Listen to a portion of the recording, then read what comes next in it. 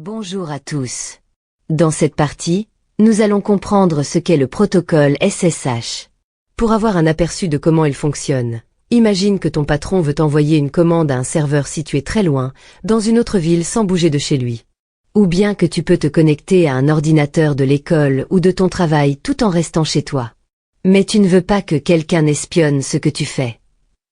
Alors tu vas utiliser un tunnel secret, le protocole SSH. Nous allons maintenant définir ce qu'est SSH. SSH est une abréviation. Cela veut dire Secure Shell, ou en français, coquille sécurisée.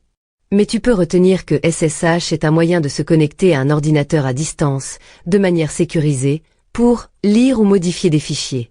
Donner des ordres à l'ordinateur. L'administrer sans être sur place. Et tout ça, sans interface graphique, pas d'icône, pas de fenêtre, juste du texte et des commandes. Maintenant nous allons voir comment se le représenter. C'est comme si tu écrivais un message à un ordinateur situé très loin. Mais au lieu de lui crier ton message dans la rue pour que tout le monde pourrait l'entendre, tu le mets dans un tube blindé fermé à clé.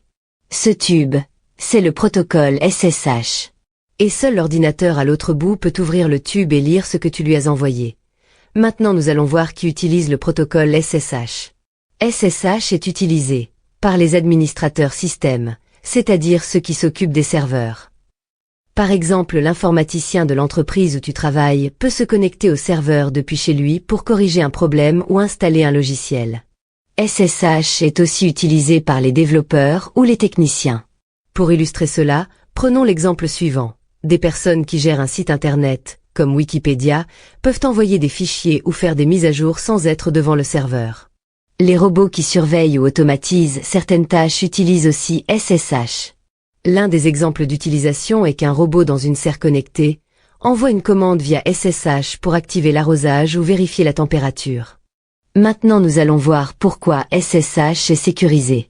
Ce qui rend SSH spécial, c'est qu'il chiffre tout ce que tu envoies.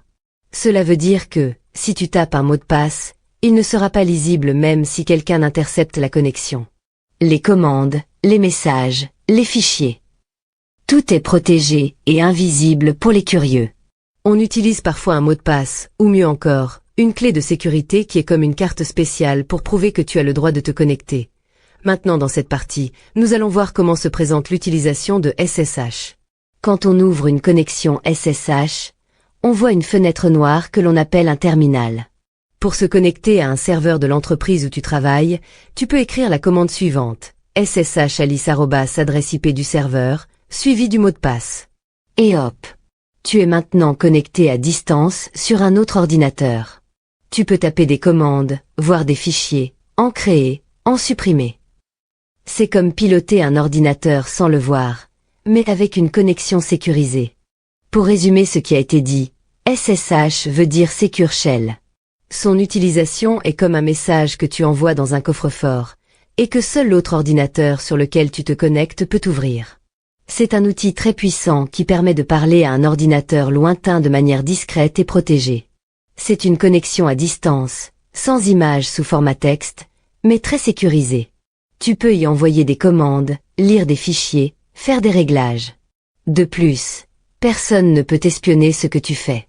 C'est un outil utilisé principalement par les professionnels. Merci de ton attention.